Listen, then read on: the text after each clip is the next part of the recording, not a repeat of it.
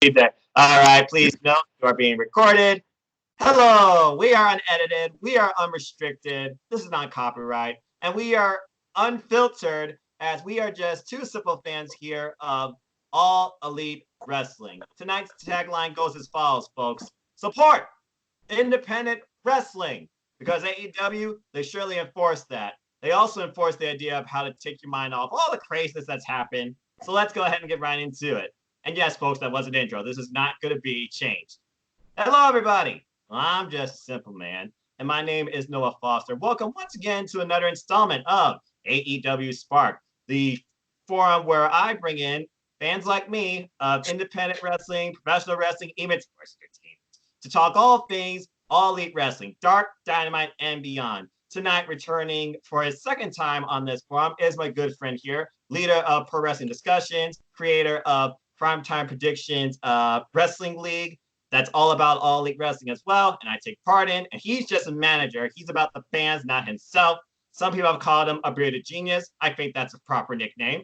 He is my good friend, Gary Joe, and I'm just sticking to that because that's the way it comes up in Messenger. Gary, how are you this evening?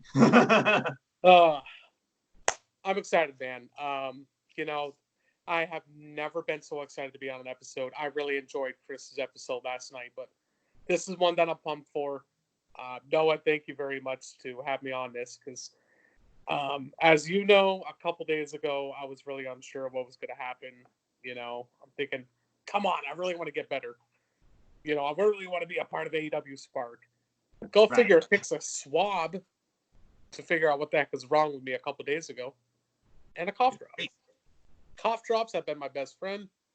Everyone. Yeah, so everyone, definitely be safe out there. Noah, let's get this thing going, buddy. Absolutely. It's great to have you. Good to know that you're healthy. And yeah, let's get right into it. So first, folks, as always on AEWSPARK, I like to ignite the conversation, highlighting and shedding some light on this week's AEWDark, which, as you know, of course, correlates to what happened prior to last week's episode of Dynamite. But this episode, every dark, it's always a little different. Okay, you got like showcase matches, you got a little bit of fun, but this one was more of a purpose. As for the first time ever in its 21 episode span, thank goodness they actually number their episodes, they focus on giving back and supporting a crucial part of the industry that has greatly affected during this time, as you know, independent wrestling. So tonight we had basically a 6-match show with a heavy influence of independent wrestling showcase. Now I understand what people are going to say. They're independent wrestlers. Why should we care? It's not like they're going to win. You don't think about the result. You think about the opportunity. You think about who gets this opportunity. You think about who's giving this opportunity, and you think about how it's helping them. Because again, independent wrestlers, they depend on this. This is their livelihood. And many independent wrestlers right now are out of work due to, guess what, folks? And I'm not talking about TNA. Lockdown, because all the promotions are closed up, postponed, or canceling events. Hence no bookings, hence no recordings, hence no wrestlings. Shout out to Tony Khan, who gave us the following. And yes, I am reading the official statement straight off his Twitter. Go follow him at Tony Khan. With fans at home who deserve fun and free wrestling content, we're streaming a double episode of AEWDark tomorrow. Hence what we're talking about right now at the time, 9:18 p.m. Tuesday night, March 24th. Yes, I just got done watching Dark. 6 matches on the card, and it will feature top stars from AEW and with many independent wrestlers out of work. We're giving chances to several of them tomorrow night. And of course, this was heavily tweeted, liked, retweeted, and influenced, including but not limited to Aubrey Edwards, with the tagline, support independent wrestlers, because that's what this is all about. So that being said, that pretty much was the theme of this episode. Let's get right into it, because they literally went through like rapid fire. Very impressive. Under an hour. Shout out to Dasha Gonzalez, wrong name. Dasha Gonzalez, by the way, who took over ring announcing while Justin Roberts, I'm sure, is under lockdown. Justin, please be healthy. So with that, let's get right into it. We had 6 matches. We're just going to briefly highlight them, and we're going to talk about a little bit of what we saw in the independent names we learned tonight. Now, I was able to dig into some research, and shout out to Last Word Pro Wrestling, who provided me a little bit of information and insight on some of the independent talent that I got to see tonight. Because some were very impressive, others I feel like they could show a little more, And then there was one I was like, geez, talk about getting squashed. But hey, he still got the moment. And then again, maybe that's part of his tagline. Let's talk about the first match. Jake Hager, currently on an undefeated role in AEW, with Sammy Guevara in tow, representing the Inner Circle. He took on independent wrestler Joe Alonso, who apparently has a tagline where he does it for the views. Now, in my short span, I found out, of course, he's been involved in Independent Wrestling Association, IWA, for Mid-South Wrestling, and he's actually been involved in his career since 2016. And folks, if you want to know more about all these independent names we discussed tonight, I encourage you, Google, do some research, support independent wrestling. With that being said, this match, though, was, I think, 95% one-sided, even with a Sammy Guevara interference, which I think was kind of unnecessary. The most key thing I saw here is Jake Hager demonstrating dominance as they're putting over the idea. John Moxley, Jake Hager, bound to happen. Spike, and next thing you know, with that ground version of that submission hold, the head and triangle choke, I cannot repeat what Taz calls it. I'm sorry, I'm not Excalibur or Taz. And Hager wanted to continue his role 4-0. Gary, what is your thoughts so far on Jake Hager's AEW presentation? And what was your takeaway from Joe Alonso's AEW debut? Let me say about Joe Alonso really quick. Well, try to.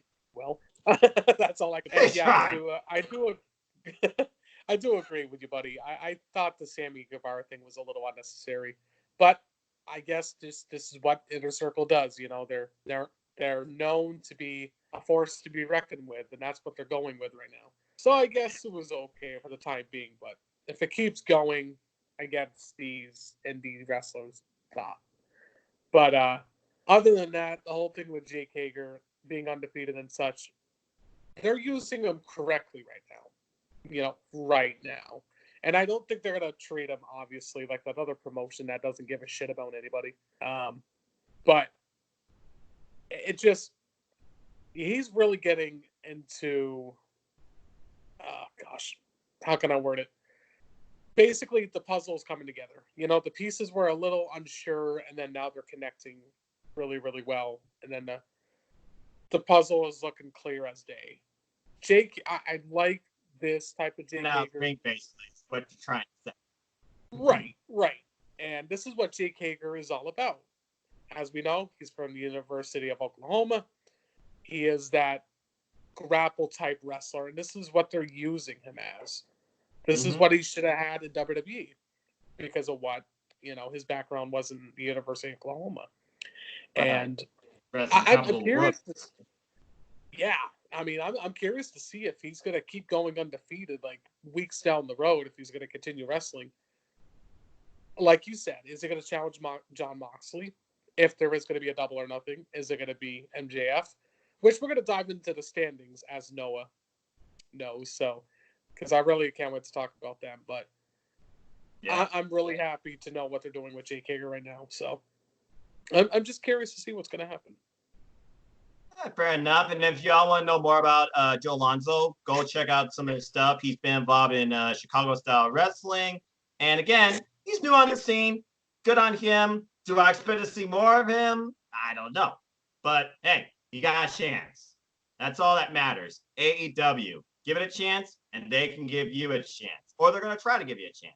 As it was shown here, as we went into tag team action with the newly formed Natural Nightmares, the trio / duo with a third of Dustin Rhodes, the Natural, and Mr. Appleman, QT Marshall, with Brandy Rhodes. I think this is a good position for her. And they took on the independent team of Nat Salas and John Cruz with Skylar Moore. Don't know why Skylar Moore sounds like a familiar name to me. I could have sworn she was in one of the Battle Royales, or I've seen her in Impact Wrestling. I'm sure some people who follow the independent scene further on those people than I know can give me more information on that. But to give you a little bit of insight, on their opponents, Matt Salas, he has been in the business now for 16 years. He's even been involved in Ring of Honor, Alternative Pro Wrestling, and he actually was trained by Dory Funk Jr. And his partner, John Cruz, He's actually 36 years old, been in the business now for 13 years, and he's been trained by the Dudley Boys at the Team 3D Academy. Been involved in MLW. You all should know that promotion because we have likes of MJF, for example, from it. World Wrestling Network and Evolve even as well, which we know Evolve has been a huge like wrestling factory for wrestlers to really break out, fill themselves, and span out to other places.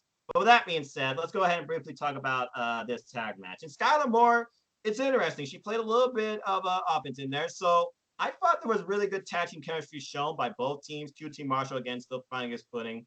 And this is now, I think, the second going now for the Natural Nightmares. And Matt Silas, John Cruz, I thought they gelled pretty well, actually, as a team. But a little bit of counter offensive maneuvers and a couple of tag team moves later, and they still need to figure out a name for their finisher. I don't even know what to call it. Maybe you can come up with something. Of course, the Natural Nightmares, they won. And what's interesting is Skylar Moore got involved in the match behind the rest back, but Brandy so much, she was more like a cheerleader, just going to say it. She really didn't like get involved to stop Skylar Moore or keep her restrained, but she does seem to be that nice balanced focal point part of this group, as they're all part of the Nightmare family and they're all trained by Arn Anderson.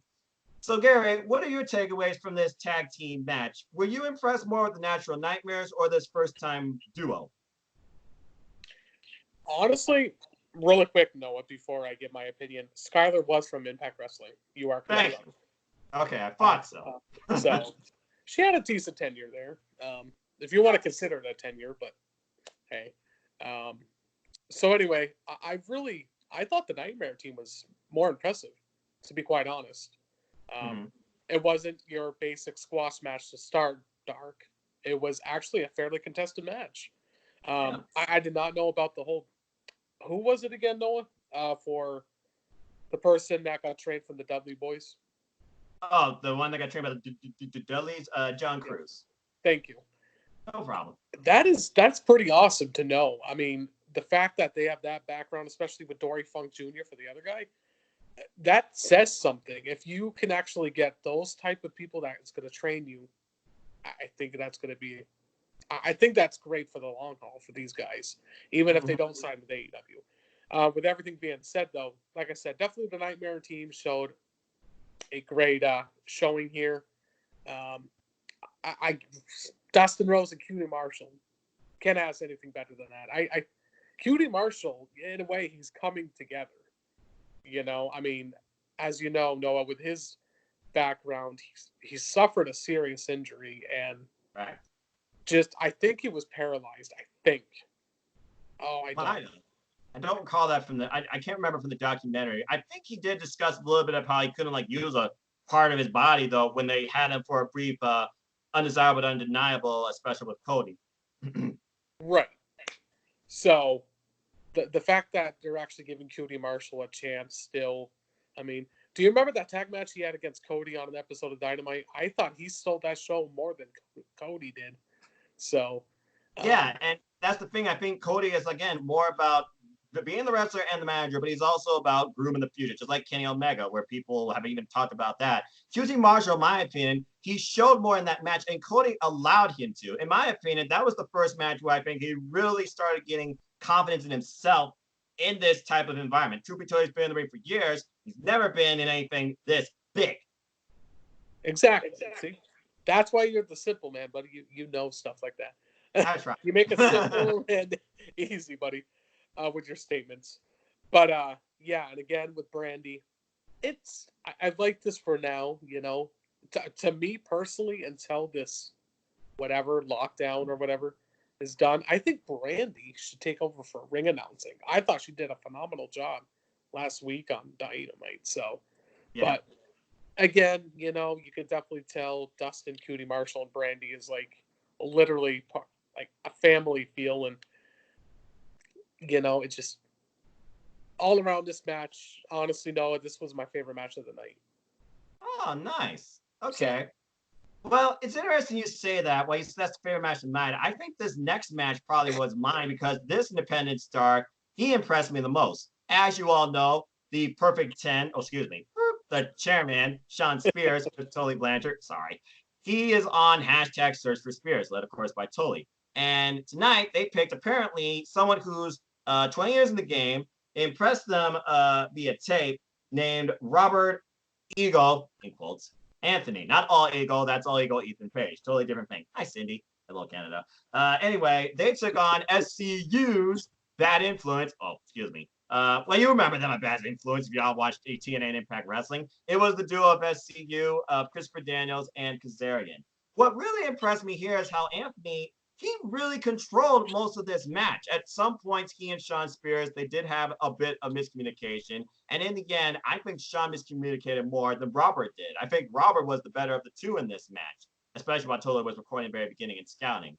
But I guess in the end, once again, Spears is like, you screwed up. He blames him. So what happens, Robert? He falls, of course, to the best Meltzer ever, and then afterwards, he still gets a C4 by Sean Spears. But there was a lot of times where he was really controlling his opponent, isolating him in their corner, and he even put a little bit of chicanery behind the ref's back, controlling SCU, stopping a couple of tag team maneuvers. In my opinion, I think Robert was the most impressive in this match, despite the fact he's just the first guy debuting here, and you know all these guys from AEW. Sean Spears still trying to find his place or partner, whatever you want to call it. But I think I could actually see Robert Anthony maybe being part of AEW. This was a very good performance. With that being said, let's just talk briefly about Robert Anthony here. What did you think of Robert Anthony's AEW debut? To be honest, I was thinking, all right, beginning, I was like, all right, here we go. Sean Spears is going to get I hate to call these indies guys jobbers, but that's what I was expecting here. But I totally agree with you, Noah. He really blew me away. I really like the look. I like how he's athletic. Just something about the guy. I mean, I totally agree with you. I thought he did a lot better than all three of those people in the match with SCU and obviously Sean Spears. What could this mean, though, for him? I mean, it sounds like, Noah, it sounds like you really would like to have him signed. I mean, 20 years in the business, dude, that is incredible. I'm just curious to see what develops with the Sean Spears. Maybe this is the guy for him. Because one thing that I'm hoping Sean Spears does with all this is don't pick somebody from the AEW roster. I would like to see if they really do stick with somebody, you know, I don't know, let's say you know it. You're going to show your moves. You're going to be tagging with Sean Spears and they sign you. Hell no. I am a bone and skin person. I would be broken off one move. Well, I got cushioned and I am a little fragile. But anyway. Yeah. I'm just, overall, like I said, he's got the look. You know, he's got the athleticism, and who knows? I mean, who knows what this means? But overall, it's just you. This is why, Noah, I like you, man, because you do scout these wrestlers out, and I'm probably gonna watch Dark one more time. But I do agree with you. He really did pretty good in this match overall. Yeah, and the thing is, he basically there was filling out process. He got caught in a deep arm drag, but again, there was a lot of chicanery here. He controlled his opponent. Mostly Daniels being worked over in the match. I think Saran getting the hot tag towards the end. Spears at one point being his own audience, hyping himself up, really being full of himself. There was like 3 scoop slams that really were like, I thought they almost had him here by Robert Anthony. Near fall, not enough. Couple of quick roll-ups. So he's very counterintuitive. And again, a little bit of his work. He has been through Florida Championship Wrestling. Those of you who don't know, FCW, before it was known today. Yeah, before it was known today as NXT. He has spent times with guys the same time as Dolph Ziggler, Fandango, Teddy Rossi Jr. Where's he now? Kofi Kingston. He's been involved in freelance wrestling. He's been in Ring of Honor, Impact, and he's been involved in ZCW. And apparently he has held a title 14 times in AAW. I'm sorry, I don't know what that stands for. But yeah, he's been all over the place and he's very seasoned. So based on this match, I think it was a good breakout or at least a eye-opening performance. He was my favorite independent wrestler I saw on Dark tonight. So I hope that we do see more of him down the line. And who knows? And as far as search for fears, I keep saying it. Bring in someone new, surprise me with someone that's not on the roster, and I'll go one step further, surprise me with somebody that's not associated with a couple of promotions that everybody knows at the top of their heads by 3 letters. But I digress. Anyway, moving on from there, we go into singles action with. I almost felt like this guy was a little bit like Rich Swann, if you all think about it. I mean, he was involved in an explosion one time. That's how I recognized him. Suge D, apparently once known as Sugar Dunkerton, or is that his actual name? I don't remember. He faced the super bad couple, Kip Sabian and Penelope Ford. These two really are very equal when it comes to in-ring performance and chemistry together. It's not like one just helps the other and they just expect that every match. These two are literally helping each other, it seems, in these matches. It's showcased here. As it was mostly a handicap match, but Suge got a couple of good offensive moves in, but then he got caught in a combination Russian leg sweep, ground octopus submission with no choice to tap out, while Tag was saying maybe if he didn't have that blown up hair, he probably could have slipped out of it because it looked like Kip's foot was slipping off his head. But I fought for what he was given as far as time goes and the situation he was dealing with, because Penelope Ford, she got involved more than once here. I thought Suge did not do that bad, but that ridiculous twisting neck breaker from the top rope. Yeah, I saw that. I thought he had him after that. So hey, shout out to Suge for surviving that. And then that rolling elbow strike was probably Suge's best chance of winning this match. It was not enough. Your thoughts on Suge's debut, and what do you think so far of, let's just call it what it is, the super bad couple? Super bad couple. That's awesome. Suge, so I will say this. He was okay. Yeah. I mean, yeah. I really don't know what else to say, to be honest with you, Noah. That's fair. Okay. But again, the thing is, folks, AEW, we're all about AEW, but AEW is about many principles. And again, right now, I think the biggest principle they're trying to show is we care about independent wrestling and the independent wrestlers. So yes, this episode is going to be more dedicated to Dark maybe in the first early going, but we'll pick up for the ones that want the main event, as I like to call it. But anyway, yeah, and he's been involved in Shikara, Beyond, Freelance Wrestling. Those are different promotions, folks. And again, the first time I saw this guy, it was a match from Explosion. He's 37 years old and has been in the business for 17 years. So we'll see if we see more of him. I don't know. He had a very colorful character, to say the least. But I guess Kip could have handled it. So there you go. But moving on from there, we finally actually get what really was the only match of All Elite, as it was just two guys making their way, of course, in All Elite Wrestling. You have the guy with some would say has the best ring gear in Brandon Cutler versus Colt Cabana. What else needs to be said? Colt Cabana, of course, bringing fun, but again, he can wrestle. It's as simple as that. And these two were really filling out each other like, hey, you want the arm? I'll give you the arm. They both went for it multiple times, and they both ended up paying for it. In the end, though, he eventually grounds Cabana for a short period. Cabana trying to have up the crowd. Oh, wait, there is no crowd. And basically after that, there was a up kick, but then literally he finally hit that elbow. Superman, with a smile, he knew it was over. Brandon remains winless. Colt Cabana remains undefeated. So both streaks continue. Sorry, Cutler. What's your thoughts on Colt Cabana being part of AEW? I think this is the first time we discussed him. Yeah, before I go on to Colt Cabana, really quick with Penelope Ford and Kip Sabian. Man, I really like the potential with Penelope Ford. You know, she has it all, man. I mean, her match, the Fatal 4-Way last week was awesome. Yes. Kip Sabian, who the heck picked him in the fantasy league from Sean? I don't remember. Was it you? Look it up while you bring your thoughts up. I swear it was you, buddy. I think it was me. So, yeah, and then obviously our fantasy league is based on appearances, and yeah, definitely check that out. The whole thing with Colt Cabana, though, I'm really digging this guy. I think the thing that's making me really like Colt Cabana, to be honest, is from BTE. You know, I watched BTE yesterday. Oh my gosh, I'm sure you saw it, buddy. But when Kenny Omega grabbed the little trash bin, Colt Cabana was right there hiding. It's just, man, I like. Where's Colt Cabana? It's a new running skit, just like the public swole announcement. More and more people on All Elite Wrestling trying to find their characters through being the elite. Another way they can try and fine tune themselves. Of course, we know Colt Cabana though; he's just having fun.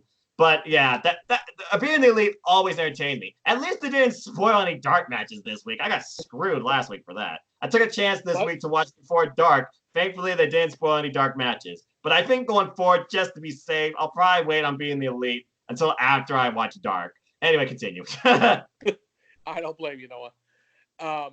But yeah, Colt Cabana, I like. Now you want to talk about charisma? This guy has it. Oh yeah. Know? I mean, I like the fact he's a little bit of a goofball, but he's such a good athletic wrestler. What is that finisher that he does? It's like the minute Superman. Yeah, there you go. Well, you already said it. But man, it's just I want to see more Colt Cabana. I really do. Could this mean CM Punk could be in there too? Okay, that's a little overreaching because after all, they are best friends, I believe. I don't want to talk about Punk. So hey, WWE. I mean, it's wrestling. Again, I said we are unfiltered. You can say and talk about whatever you want, be as critical against anything you want. I don't care. Oh, that's going to be what we talk about Dynamite for next week. I'm going to just say everything. But anyway, back to Colt Cabana and Brandon Cutler. Brandon Cutler, what is he now, Noah? 0-12? Yes, he's 0-12. Poor guy. Dude, he's going to be Kurt Hawkins. I mean, you know what's funny, though? The funny thing about Brandon Cutler is, yes, he's on a losing streak like Peter Avalon, but we really like them. You know, I mean, the diehard fans really dig this. And, I mean, by the end of the year, Brandon Cutler could be 0 for 100, and people will still be like, man, this is just really entertaining. A guy just keeps losing, but they really are invested to see if he's actually going to pick up that victory. And I think it's like because against who? Yeah, you know, it's suspended belief. And the way AEW is unpredictable, maybe he could beat the Bastard Pack in the next 2 months. Who knows? With a dreaded roll-up. Probably. Hey, a roll-up has shocked the world before. Who says it can't do it in AEW? This is true. But yeah, just whatever AEWs keep doing with Colt Cabana. I want to see more of him. I'm excited to see him. I know he's going to be on BT next week. Keep it going, AEW. Love it. Well, we also know of a tease of things to come from last week's Dynamite that we'll talk about. Like I said, folks, we like teasing you. We'll soon get there between Kip and Colt, as we'll get into soon. But we have one more match to discuss before that. And this was, like I said, when it comes to the last match of Dark, it's either something you want to rewatch or something you're like, that was fun, but also that was weird. As we had the first time ever AEW duel of the bad boy Joey Janela and the Concrete Rose, as he's called, Excalibur, Botch, Sunny Kiss.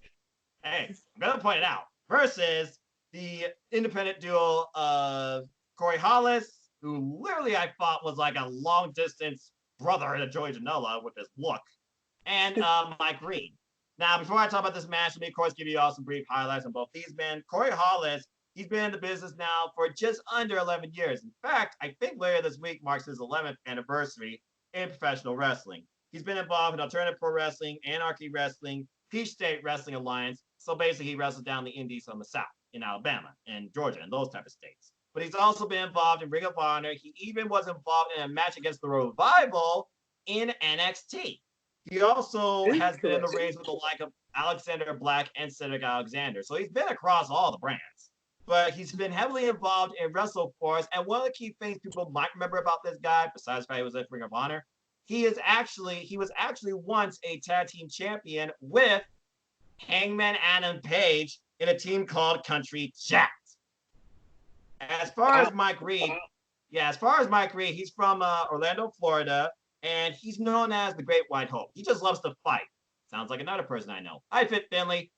Basically, he's been involved in promotions like Believe, TCW, and the American Wrestling Association. And he's been in the business for, good grief, 16 years. And basically, the one thing I remember from him, because I have seen him before once, He has been involved in a match against a former tag team from NXT. You all might remember them, TM61. But beyond that, he just is a freelancer that just goes around and basically loves to wrestle. I didn't know what Believe was until I saw it. It's called I Believe in Wrestling. Interesting promotion. But with that being said, they took on the team of Joey Janela and Sonny Kiss. And I will admit, I'm surprised I didn't see more of Joey Janela mixing it up with Corey Hollis. That just felt like it seemed like it was going to happen to me. It felt obvious. And maybe that's just because of looks. I don't know. Basically, though, Hollis showed a lot of aggression here, while Mike Reed, he was a bit of an innovator, where he gained the advantage with a little bit of underhanded tactics, like that kick shot to Sonny Kiss. And at one point, where Sonny Kiss does like his Matrix stand, what does Mike Reed do? He just stomps him out of it. But Joey Janela with the hot tag, he gets a Death by Driver on a Hollis on top of Reed. And then the ending with the flip axe kick by Sonny Kiss. And then they're both in the corner, and Sonny Kiss with Joey Janela on his back. Elbow drop, and then what's that move called? I don't know what you call that. That was a split drop into a win over Mike Reed for this first-time duo. So good for them. Are they going to continue to form a tag team? I don't know. I'm still confused on everything I just saw. And as far as I'm concerned, if Sonny Kiss thinks his butt is a funky weapon, go look up New Japan Pro Wrestling. There's only one person that owes rights to that, and that's the coach, Mizusuke Taguchi. There, I said it. I told you folks in the APW is my number one. With that being said, Gary, what was your thoughts on this match and everybody in general?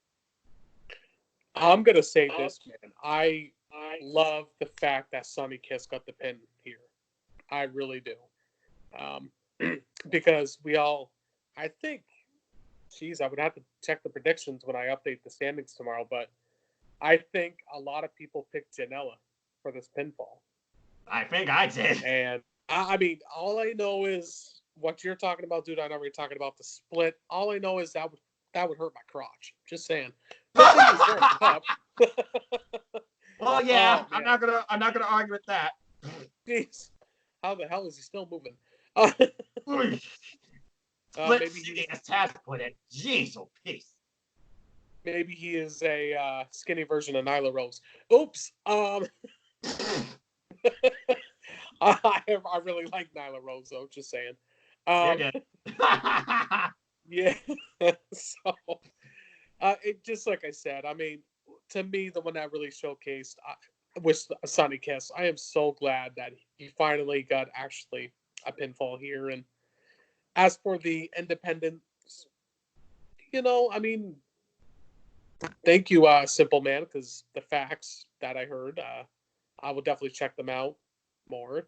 And as for Joey Janela, I mean, this gives Joey Janela, I guess, a win in the win column, maybe. I don't know. As a tag team, it gotta count as a tag team. If they form a tag team, it's a tag victory. Remember, you know the rankings like I do. They're split in 3 different divisions: singles, tags, and trios. We might have a new tag team on our hands. I mean, even Jericho and Sammy Guevara got on the rankings at one point, and people are calling them the Sex Gods. Yeah, I'm not going there. Yeah, I mean, I don't know who came up with that name. Probably Jericho. More than likely. Oh yeah. So, yeah, like I said, I mean, just I like I said, I think the one that really highlighted it is by far Sonny, and and this is what I love about AEW. I mean, yeah, I made that little knock on Nyla Rose, for joking around wise, but again, it doesn't matter if you're gay, straight, whatever your color. AEW really makes these people, that have, like, okay, let's say for Sonny Kiss, since we're talking about them. Doesn't matter what your sexual orientation is, because they're actually making you feel important. Doesn't matter what you are. And this is why I love AEW so much. Yeah, I know there was a lot of people thinking, okay, really? A fucking belt's on a dude when she's in the women's division. That's a conversation for another day. I know that's constant talking about. Yeah, I mean, and then honestly, Noah, did you see after when she did win the title, after like a week or two, no one really knocked on her anymore. Like, I mean, I even look at the Yeah, comments on AEW's Facebook page. it was a sleeper topic. Yeah, exactly, man. So and now I think people are realizing, wait, Nyla Rose is actually there every week, and she's really trying to make herself a good champion. So, but anyway, that was Nyla Rose. This is about Yeah, and that was Backlash Dark. years And again, it's all about the presentation. Some people think Dark is literally where these people only perform. Wrong. Sunny Kiss, George Janela, there are no strangers performing on Dynamite as well. Nobody is just basically secluded or limited or contained in one of these two shows. Okay. So, folks, if you haven't already, check out some Dynamites. They have been on there too. Everybody is treated like an equal, and some are still finding their place. Some have bigger records and more matches than others. But again, it all comes down to, chances. It all comes down to opportunity. And again, it also comes down to, the way the shows are booked. So there's only so many people you can do at one show. It's not like they try and fit everybody every week. It's not like they try and give you the same person or same matches every week too, unlike something else. But I digress. Again, though, thank you, AEW, for giving a chance to independent wrestling. I enjoyed this personally. It was all in under an hour as well. And there was no commercial break, no filter, no like break either. It was literally match after match after match. I thought it was brilliant, especially during this time. And also, again, thank you to Last Word on Pro Wrestling details and facts to all the independent performers we saw. I hope we see more independent performers because, again, it always seems like there's at least one independent performer nowadays that I come and learn that impresses me or makes me go, that was something. But either way, I don't forget. And I certainly will say the name. If nothing else, you're helping a wrestler just by putting their name out there, too. And that's what this is all about in the end. But as far as Dark goes, we've ignited the discussion. Let's go ahead now, light the fuse and blow it up and talk about last week's Dynamite. You talk about a way to really forget what's going on in the world, but realize it is still going on around you. A rallying cry from Cody, but a message of internal strength and passion as well. We've got to talk about the first ever, I might add, AEW Empty Arena edition of Dynamite. And this goes out also to two people I know very well in Team NoDQ who had a great, not really debate, but discussion on both the outlooks of AEW and NXT / WWE and how they're handling the situations right now and how they're presenting themselves and how they presented themselves since their inauguration. I thought it was a great discussion. If you haven't watched it, please go tune in NoDQ, folks, and watch that. It was a great debate. Simple as that. With that being said, this is the portion of the show. This is the portion of the show where I basically give you a brief summary of AEW Dynamite, but not before, of course, letting my guests showcase their overall judgment, belief, final takeaways, excitement, and just overall analysis of last week's Dynamite. With that being said, Gary, we saw the opener, we saw the matches, we saw the setup, we felt the atmosphere. Take me through your thoughts and, if applicable, your top 5 moments from last week's AEW Dynamite. Headlined by, of course, the Elite versus Inner Circle for the advantage in Blood and Guts. But that wasn't the only thing that highlighted this night for sure. Sure is on a top 10, though. There was a lot that I really liked about Dynamite. I know. I would have to say by far, I was telling this to Chris, the holiday man, when Cody opened up Dynamite last week, he was talking to us like we were people. You know, when Triple H was on that SmackDown episode, when they had to go to the Performance Center, he was talking about politics. In my opinion, it was about politics with him. Okay. When Cody talked in that beginning segment, I don't know if it was spur of the moment because of everything going around the world. But I can't make this up, Noah. I literally...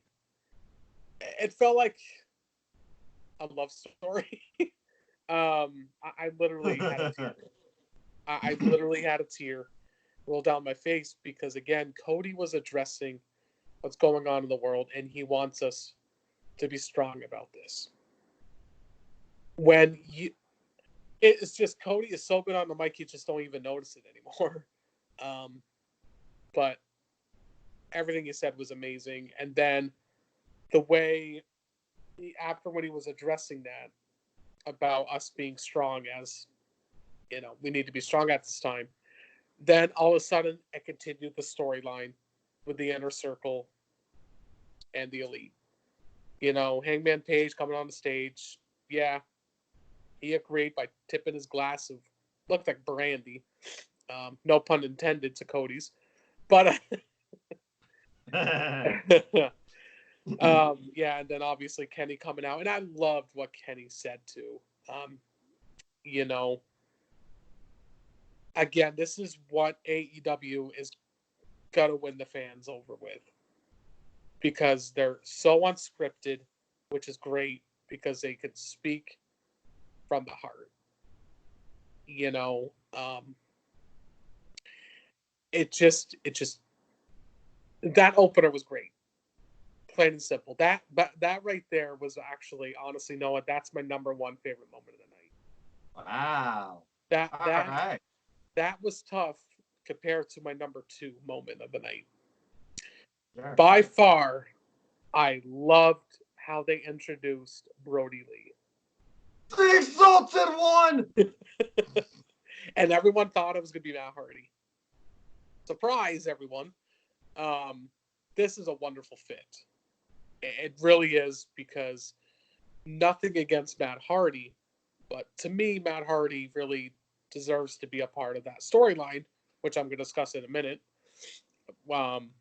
Brody Lee actually really makes you think, like, wow, Dark Order is actually going to be taken seriously now. Because obviously Dark Order, do you really want to join them this whole damn time? Like, okay, shut up, blah, blah, blah. Getting sick of these vignettes, which personally, I love them. Because it made me think I was a part of Total Recall for a little bit. I don't know if you've ever seen that, the old Tom Arnold. Not Tom Arnold. Schwarzenegger there. Arnold Schwarzenegger. Yeah. Totally different actor. Yeah, I've seen it. I love Tom Arnold. But yeah, just I like the little knock that he made on Vince McMahon. And I know people say AEW uses too much WWE references, whatever, blah, blah, blah. But hey, it just good for Brody Lee, Like I said, they're going to use him correctly. And I know I feel like I'm repeating myself, but again, it was a really good moment. And yeah, now the Exalted One's out of the way. All right. My number 3 top moment of the night is obviously Matt Hardy. Yeah, I'm not surprised with that one bit. I knew that had to be up there somewhere. I have no idea how Tony Khan comes up with these creative ideas. Because, man, it is so gold. Like, it's pure gold. Because I like the fact, Jericho's running his mouth. We have the Elite. People are thinking, okay, now who's going to replace the Jackson brother? And then all of a sudden, I really did not expect the drone to be there. I honestly thought maybe they were going to show, oh, look, here he is, Matt Hardy on the screen. Yep, he's part of the Elite now. But no, they had him debut in the rafters. And I'm sorry, but this reminded me of like the mysterious Sting in the rafters in '97. It was perfectly delivered for his debut. I mean, everyone can agree with me that's an AEW fan. Man, WWE really needs to take notes, which they already have because they stole the hard camera idea on Raw. About time, though. As Tony Khan alluded to it. A little too late there, Noah, though. I know. Just saying. Yeah, just saying. But that was just, my gosh, I loved it. I could talk about that all damn day, but if I keep talking about the Brody Lee and Matt Hardy debuts, that would go on for a half an hour. Don't want to do that. It'd be like a separate video. Welcome to AEW All Elite. Yeah. So, my number 4 favorite moment of the night. I'm telling you, all I'm gonna just do is this, Noah. Orange Cassidy. Yep, he joined commentary, falling asleep right on the announce team. Oh God!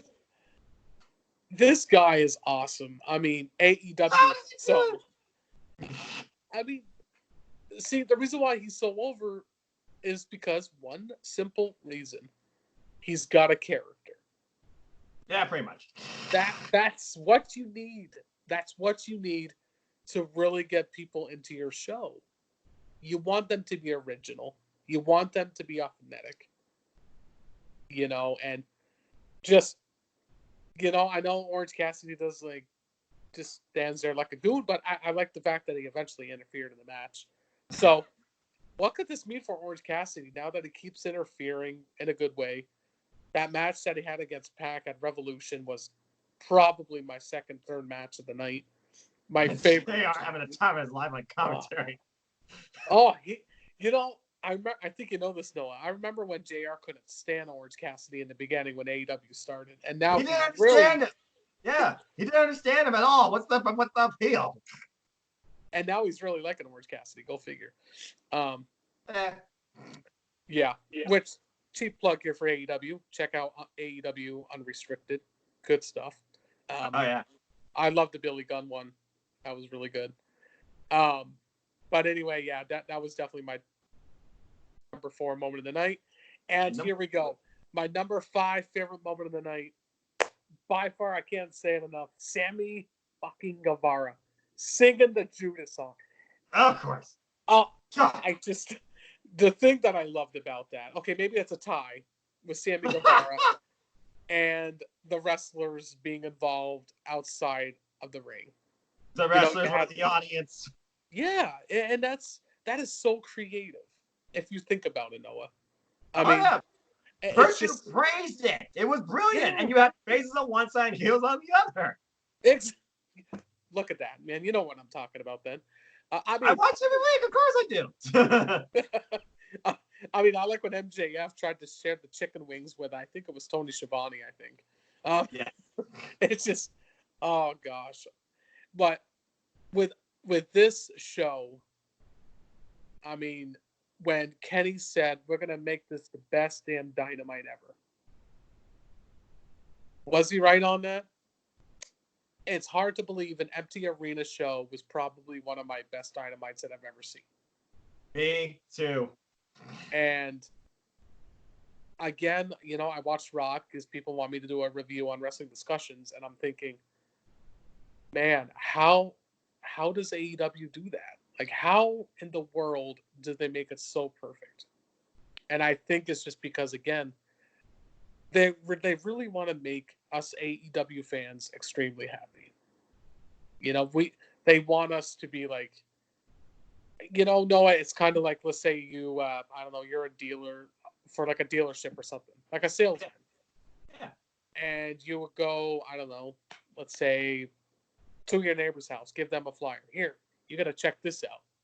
It's a nice Dodge Ram. Definitely come over here and enjoy what we have to offer. That's exactly what I think AEW is doing here is, okay, you got to really watch this program. And I said this, as you know, last night with the Holiday Man's episode. The advantage now goes to AEW. Because, yeah, NXT starting on April Fool's Day, I guess they're going to start doing some takeover matches. And I'm going to be quite frank, Noah. Please. Ladies and gentlemen, like I said, this forum is to invite people to express themselves. Don't have to agree with it, but I will not restrict you or constrain you. We are all wrestling fans of our own design, and we look at the AEW product versus what we've already seen. Why some have failed to deliver and others still somewhat provide, but now we really wonder, can they do what AEW is doing? And necessarily, can they do it better or worse? Because we're not saying AEW is perfect. No, not by any means. But AEW is bringing something different to the wrestling industry. It's not WCW 2.0. Now go ahead and share your thoughts. Oh, I'm so glad you said that, man. Yeah, so it just blows my mind that when it's like, okay, I'm a part of this page called AEW Nation, and obviously we get the trolls on there a lot. And The internet's going to have them forever, so there's no stopping them. Oh, by the way, hi, good brother Chris and Cindy G. Please follow that Facebook page too, folks. Continue. But it just, I mean, like I said, NXT, they're going to have takeover matches, and what NXT made a big mistake on. This to me, I'm probably going to get a lot of shit on this, but what NXT did last week, just doing a hype type episode for NXT. Meanwhile, AEW did a full show. I don't think NXT even said anything about, okay, this is going to be like a recap show. They did not say anything about that.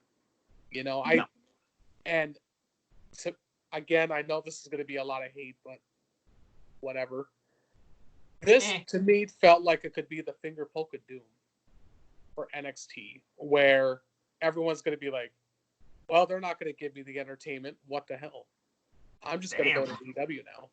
I'm not saying, obviously, NXT is going out of business, but we don't want to go that but I see how you're looking at it based on what they did. Continue. And it's not the fact like that AEW's got Brody Lee and Matt Hardy to make their ratings go up and whatever. Mm-hmm. It's just people are going to be like, oh my gosh, I can't believe Matt Hardy just debuted. Wow, did you hear about Brody Lee? Now that they did that, like, see, that's what I mean, Noah. That was amazing how they got those debuts when probably they didn't know what NXT was doing. You know what I mean? Like, NXT just basically, like I said, just recaps and another thing that AEW is doing correctly is that they're still going with their storylines. And NXT's not doing that. And I'm going to say this now, I love NXT passionately. You know, I'm going to say that, but man, it's just, we said it last night, Noah, when Chris asked us which company is going to get impacted once all this is out of the air, you know, with the virus and once everything gets back to normal. Yes. Yeah. And I definitely see that being WWE/NXT. And I could be wrong, but it just, man, AEW they're the real deal, man. And the fact that people compare this to what? TNA, you said? Like, really? WCW. WCW, I'm sorry. It's just, no. This is far from that. And one last thing I will say, too, is you said something before we went live. Is this a war? Technically, us fans, we want to make it feel like a war when it's really not. We have the option to watch both because I love both. Yes. Now, you want to talk about the one that's starting a war. Technically, Triple H did. Hall of Fame last year saying to Billy Gunn, you're going to join that. Go ahead and join your pissant company. I remember that. Let's rewind a little bit, folks. AEW a couple months ago beat SmackDown in the ratings. Think about that for a minute. Do you remember that, Noah? Yeah, they did it once. Of course I remember. That was the first time they did it. And I don't know if people just didn't want to watch SmackDown that week. I don't know. But that was nuts. But again, it's not about the ratings war. It's just my preference is simply AEW. I want to get entertained. I want to enjoy what I'm watching. And I was discussing this with Sean. I miss the fact when NXT used to be original and doing their own thing. To me, it seems like it's fading in the mist just a little bit. But again, I can keep rambling. I know this is like basically a statement what I'm saying here with this like going on for like 10 minutes so far. I apologize, Noah. That's all good. I told you I give the forum to the fans, not just about me talking. And I'm going to say this, like a podcast, except that this is almost like a podcast, except I don't put it up on Anchor. and I'm going to say this. Go ahead. Last thing I want to say is AEW is really giving me hope. And I know probably people say that all the time, but we wanted TV-14 for the longest time. We got it back. We wanted good storylines with a purpose. We got that back. You know, we got everything that we dreamed of having again. And I hate saying this, but WWE is never going to go back to TV-14 because of all their sponsors are like kid related. Just saying. Yeah. Like Noah says. That's one definite reason. Like Noah says, everyone, give AEW a chance. And I gave them a chance where Double or Nothing came about. I'm thinking, maybe something surprising could happen. Boy, did it. And boy, did it ever. Jon Moxley, Dustin Rhodes, and Cody Rhodes was good storytelling. PWI's match of the year last year. Yeah. Yeah. So that's not really a rant. That's my statement. I'm glad to be elite. And cheap plug here, whoever follows Noah's channel, whoever wants to be a part of the Predictions League that Noah's a part of, definitely message Noah. I'm sure Noah will direct you where to go. There'll be a link in the description below for the Facebook page as always too, folks. Perfect. And I was saying this to Noah, the winner of my Predictions League will get the authentic AEW World Championship. So think about that for a minute, which should be in my mailbox, which I have been meaning to check. By the tracking here, the fact I get to touch it first is awesome. But, you know, as you know, Noah, the reason why I don't put myself in predictions is because I'm like AEW. I'm about the fans. I'm about you guys because you're making this fun. But anyway, that was my cheap plug. That was my statement. Noah, go right ahead, buddy. Well, first off, Gary, I thank you so much for bringing your not really a debated side, but basically your platform, your mission statement, and your overall thoughts on the AEW product, how it's presenting itself during this time versus other products today, and where you stand as a fan and what you want as a fan. So I appreciate all that, and thank you for your top 5 moments. There's a lot to figure about that you just talked about, but before I get into my thoughts about everything, allow me, folks, to give you a brief summary of what happened on last week's Dynamite. Again, Cody, that one picture of him, literally, the camera pans out, you just see in front of him nothing, darkness, an empty venue.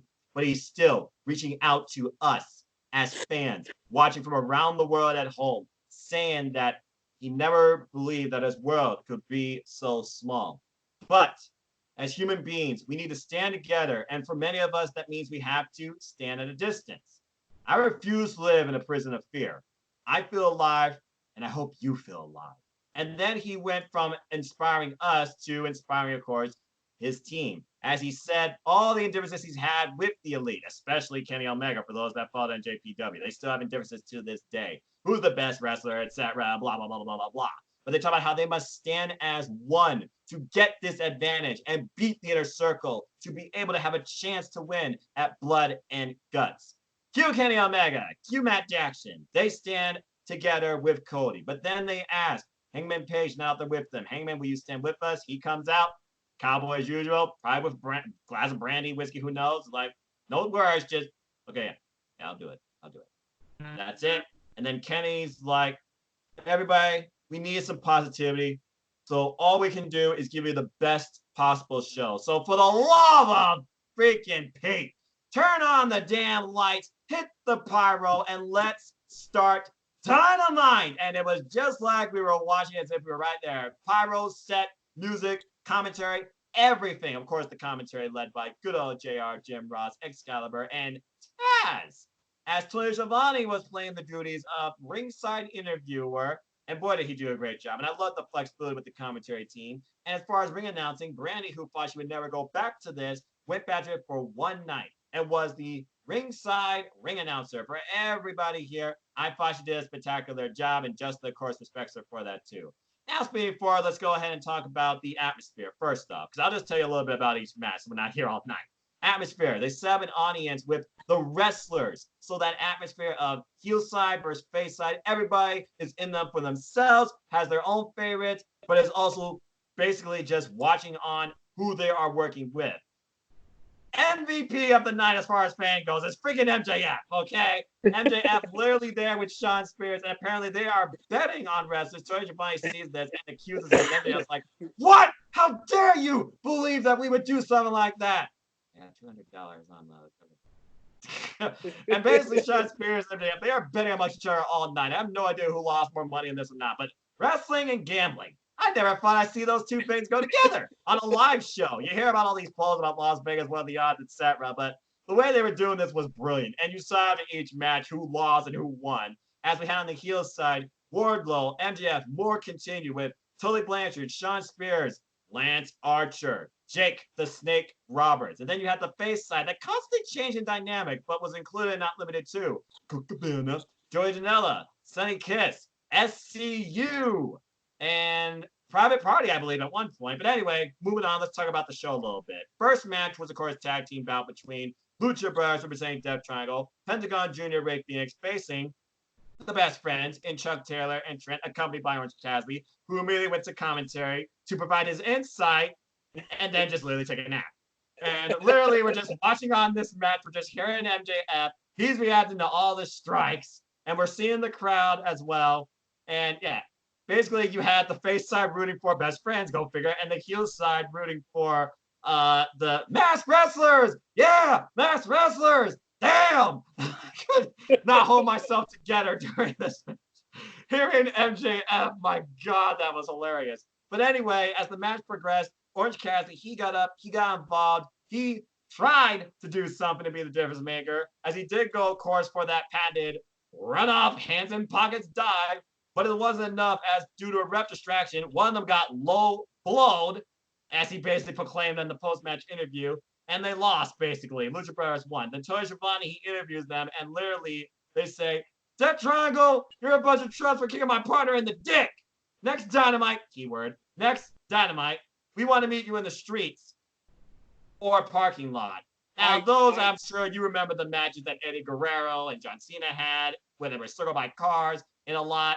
I have no idea what this is going to bring, but apparently later on it was found out this match was official. And you can tell Orange Cassidy, he was taking this actually very seriously.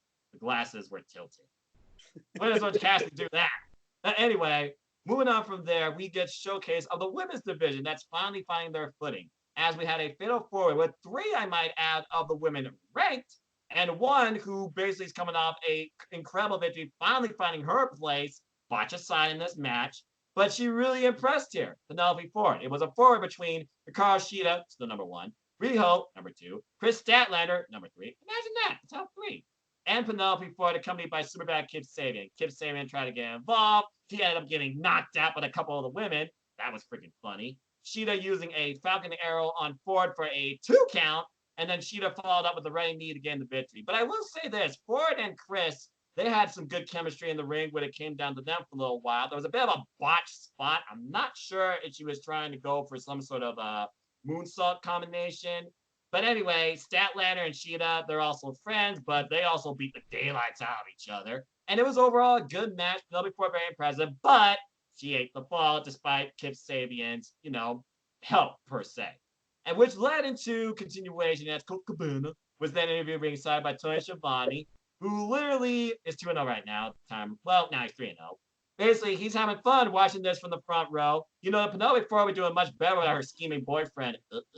And Sabian took exception to this and basically ended up getting, pie face, shoved away. Get ready, folks. We're getting Kip Sabian vs. Colt Cabana happening pretty soon. We got a feud on our hands. And we'll see what happens from there. Then following that, we go into another tag team bout with Jurassic Express duo Luchasaurus and Jungle Boy versus the Butcher and the Blade. Hi, Allie. I hope you're okay in Canada. I like Allie. Anyway, this match was interesting for two reasons. One off, I'm still waiting for Luchasaurus' singles debut. He still constantly impresses me. When I see Luchasaurus and the Butcher go out one-on-one, I love it.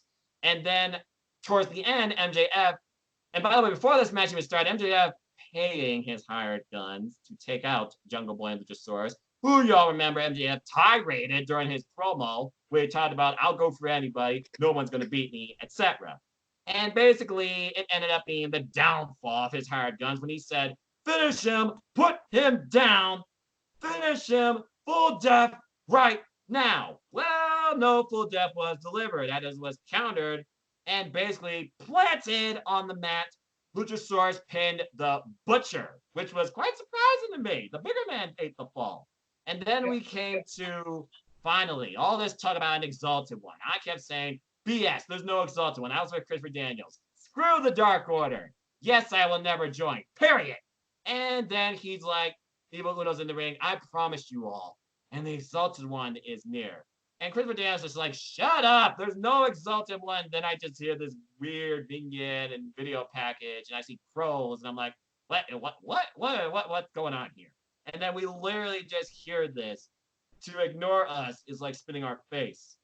Oh wait, no, I'm sorry, I'm skipping ahead. Hi, Matthew and Blashamina. But basically, the money line here was, you're not the only delusional old man that did not take me seriously or believe in me. That was the money line of the night, folks. Gee, I wonder who that was towards.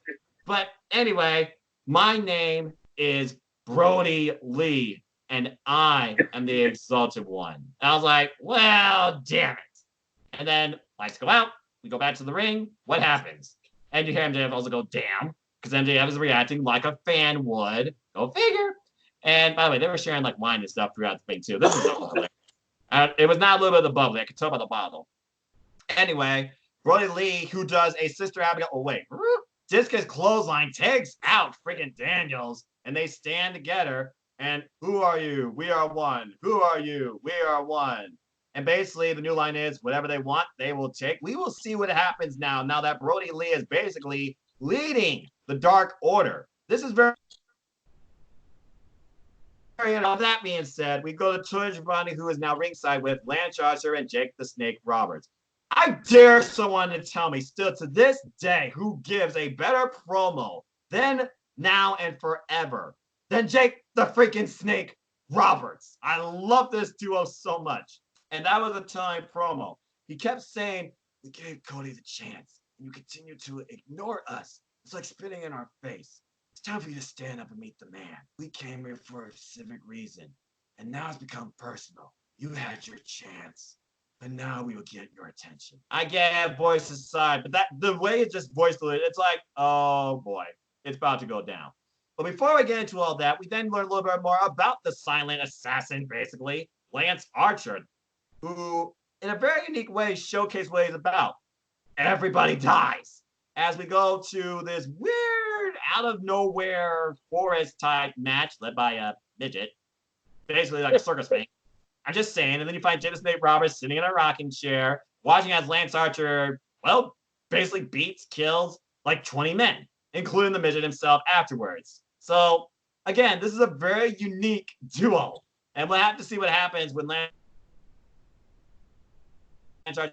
Speaking of in-ring, we go to our main events. As we now go into the Inner Circle, the team of Big Heart, apparently as he's known, Jake Hager, Santana Ortiz, Proud and Powerful, accompanied by Spanish God, Sammy Guevara, versus the Elites, the American Nightmare, Cody, accompanied by Arn Anderson, and Matt Jackson, and yes, Heyman Adam Page did come out too, with Kenny Omega by his side, who's still recovering from a hand injury. Let's be honest here, we were not paying attention to this match at first. We were paying attention to two things. The first thing being Sammy Guevara putting in his bid to be the next American Idol with his own rendition of Judas, since no fans were there to sing it, though I was still singing it off camera. And then MJF singing it a little bit with him, like, no, you got this, sing by yourself. Oh, God. And Chris Jericho was on commentary at one point telling everybody to shut your ass. And basically talking about how the Inner Circle, we are a unit. We don't hit each other with our own moves. There are no cracks to us. There's no indecision with us. We are dominant, strong, we lead. And it proved here. What was interesting, though, we had the subtle working together of Matt Jackson and Heyman and Page, who looked like they were going for the indie driver, only for Jake Hager to stop that and Santana to get him with, what else? The dreaded roll-up. Inner Circle 1. By the way, there was a bit of crowd involvement too, as MJF, he was bad-mouthing Cody, go figure. So what happens? Cody takes him out and basically, throws somebody into him, which also gets Arn Anderson and Wardlow involved. And Arn Anderson, I think, is beating Wardlow with his clipboard. So yeah, there's a lot of storytelling going on here. There's no doubt Cody and MJF, they're not done with each other by a long shot. But anyway, the big story here was, of course, we won, because Cody was worth over most of the match. And then we hear Chris Jericho talking about We are unstoppable. We got the advantage now, playing guts, as if we already didn't have an advantage, because there's 4 of you and 5 of us. And then he said that we are so dominant. In fact, I love this so much. I hereby announce no fans can attend AEW going forward. Okay? No fans. Now we'll see how that holds up. But before we end there, and Chris Jericho continues his rant, Matt interrupts him and says, we're not down one because a friend owes me a favor. I made a call. And as soon as I heard buzzing, I knew exactly what was going on. Y'all remember the name Vanguard 1? That drone coming from up above, descending down to the ring. I'm like, where is he? How's this going to happen? What's going on? And then I hear this subtle piano. It was not for Elise by, what is it? I think Beethoven's the one that wrote that, one of my favorite classical pieces. But it was piano music, and then we descend up into the rafters. Gerald takes his sunglasses off. Who is there? Broken Matt Hardy is in All Elite Wrestling. And it's official too, folks. He is all elite. This is not a one-off. And that concluded our show as he basically was there doing his crazy teeth thing and going, and then delete, delete, delete, which was the end of this one-of-a-kind first ever showcase of AEWDynamite. I'm not going to give you a top 5. I did that on Twitter. I let my panelists here, my guests, do that. But what an incredible, incredible show, and a way to forget everything going on around you. That was some of the best 2 hours of my life. So energetic, engaging, original, entertaining, wild, unpredictable. Loved it. Now, before, of course, the show went off the air, we did learn a couple things about what would happen on the next Dynamite. Because as far as when the next Dynamite was going to happen, we were not sure. Would it be consistent, or would they finally be locked down? We know we are going to have the street fight parking lot match between the Best Friends and the Lucha Brothers, and a first time ever showcase of Luchasaurus versus Wardlow in a lumberjack match. Wait, what? Okay. Or so I think. As we continue and Dynamite ends, we learn about some more announcements, and again, cards subject to change, including but not limited to relocation of certain places, rescheduling of shows, and Blood and Guts being rescheduled because it's not the right time, not the right venue, not the right avenue. And I completely agree with this because the fans are to be there, and this is too big to do in an empty spot. We are also going to get Cody for the first time ever facing in AEW, Jimmy Havoc, as well as Kenny Omega, who apparently has handled still defending his Triple A Mega Championship. Yes, folks, they're still partners with AAA against the Spanish God, Sammy Guevara. An insane Dynamite ahead of us. And right now, I don't know if all those matches are taking place, or is it like, were these two to replace the other two that are going to go on, or is all 4 of these? We are in for a very interesting week as we talk about Dynamite coming up literally tomorrow. But with that being said, as always, before Dynamite hits, we always like to talk about the roster, our outlook, and of course, the only thing that matters to me in sports right now, the rankings. These are the only rankings that matter to me as they change on a week-by-week basis. When you look at the last 2 weeks, there wasn't that much in change, really. I mean, the women pretty much stayed the same, except for Chris Statlander moving up. Now, I imagine if she lost that 4-way, I would still think that's a loss to you, so that probably is going to bump her down. Riho, I could see her actually being bumped off it. Maybe 4 would actually take her place. And then, of course, you have the men's, which still being led by Le Champion, Chris Jericho, followed by MJF, Kenny Omega, Cody. So Kenny Omega and Cody, they're risking their spots in the rankings too. And then I look at the tag team division, and right now, as far as tag team wrestling goes, Best Friends, you got another loss, and Lucha Brothers, they beat you. So I can definitely see that shifting too. With that being said, I'm not going to give you a breakdown of the rankings one by one because they're literally going to change within the next 24 hours, courtesy of either Tony Schiavone or Jen Decker giving us the updates. And by the way, good old JR Jim Ross, he will not be part of this week's Dynamite, as of course he's in that spot where his health could be at risk due to this catastrophe. So again, JR, please take care of yourself, stay safe, look for your return to Dynamite. Now, before I talk more about rankings, let me go ahead and highlight some of Gary's spots, in case you're all wondering. I simulcast both every week, for I am a simple man and a lifelong fan of wrestling. Simple as that. But what AEW did versus NXT was truly, truly one-sided attention to me practically. Now, I understand the cinematography and the cinematic approach, but it was more like a prime target special, let's be honest, on TakeOver. That's without a single match. While we had congruent storytelling, some video graphic and cinematography aside to hype up at least Lance Archer, not to mention the intro promo of Brody Lee, you got nonstop constant action with great energy on a smaller crowd-focused atmosphere built by AEW within AEW itself. They knocked this thing out of the park. One of my good friends in Team NoDQ, the Eversoul Troll Slayer, Virtue, he highly, highly praised AEW. He loves this prog and what they did and everything they did about it. He even went so far to say that this would be an episode of AEW to break 1 million. They nearly did. As I now follow Wrestling Business Daily on Instagram, they provide me rankings, numbers, etc. on every week and all the top shows in wrestling. Check this out.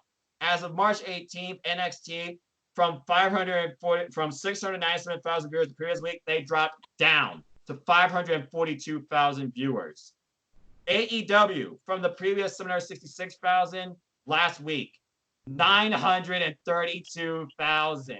That is practically a 200,000 viewer increase. Clearly, AEW drew more attention than NXT because they gave wrestling fans what they wanted, an outlet to be happy, to be involved, to be part of professional wrestling in a way that you're not there, but you still feel like you are there. It wasn't a 2-hour movie. If I wanted to watch a 2-hour movie, I would actually watch Netflix. And I only watch Netflix. I only watch wrestling.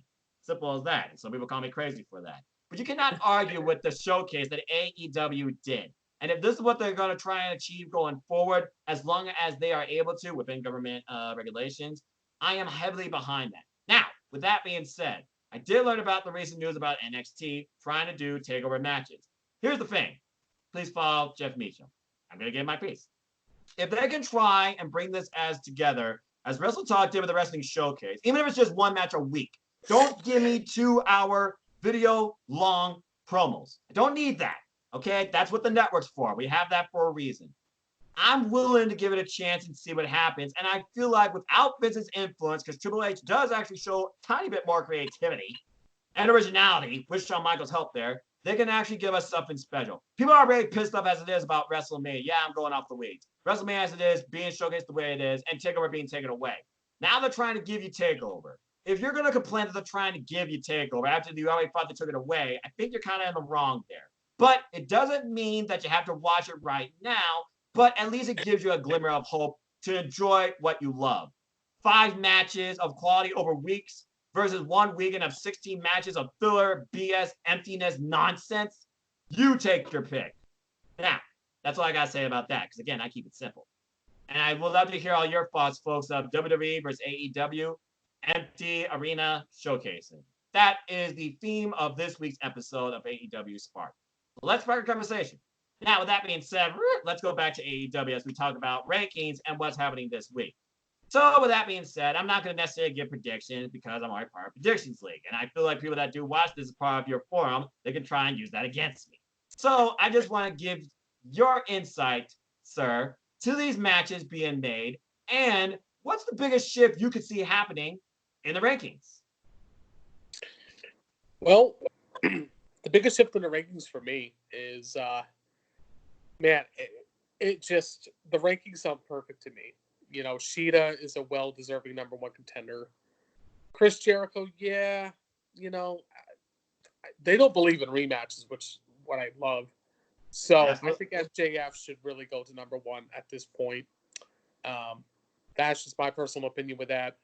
For the tag team, I think the reason why they're back and forth so much with Best Friends and Lucha Bros is because just Best Friends are so over, and as you know, Noah, and it just Lucha Bros, yeah, they're just one of the best tag teams in the world, and they don't want to keep them out of there. But right now, they're not even on the rankings, and Best Friends are number 4. I can see them at least dropping down to number 5. So number 1 is Dark Order, correct? That is correct. And number 2 is who? The Young Bucks. Oh, jeez. They're still hanging in there.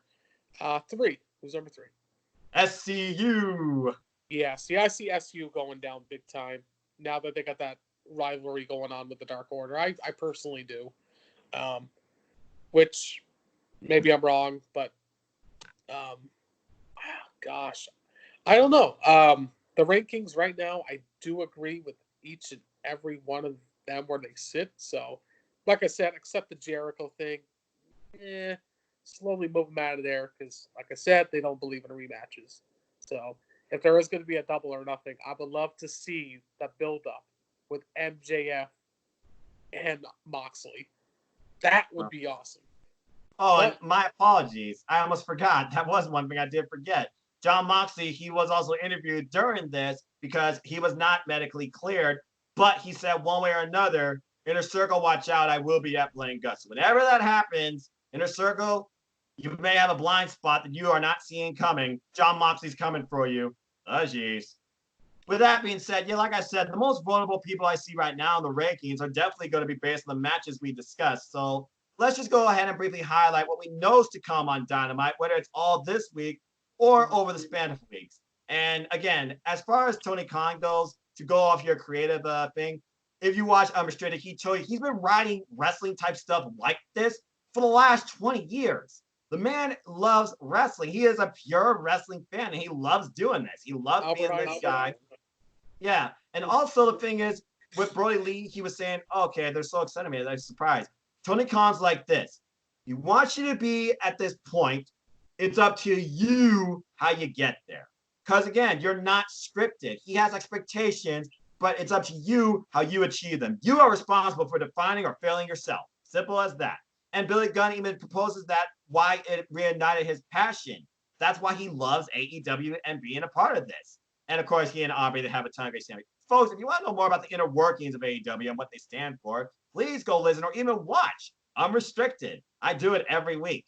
Now, with that being said, you bring up a lot of key points, but again, let's figure about this. We got Cody versus Jimmy Havoc. Jimmy Havoc's been on a tear this year so far, undefeated. Yeah. Cody, a lot of mixed fortunes, and now the fact he doesn't have this advantage for Blank Guts, but he still wants to give back to the people, to us fans. And we have no idea how this Dynamite's even going to open. Who do you see having the advantage in this match, in your opinion?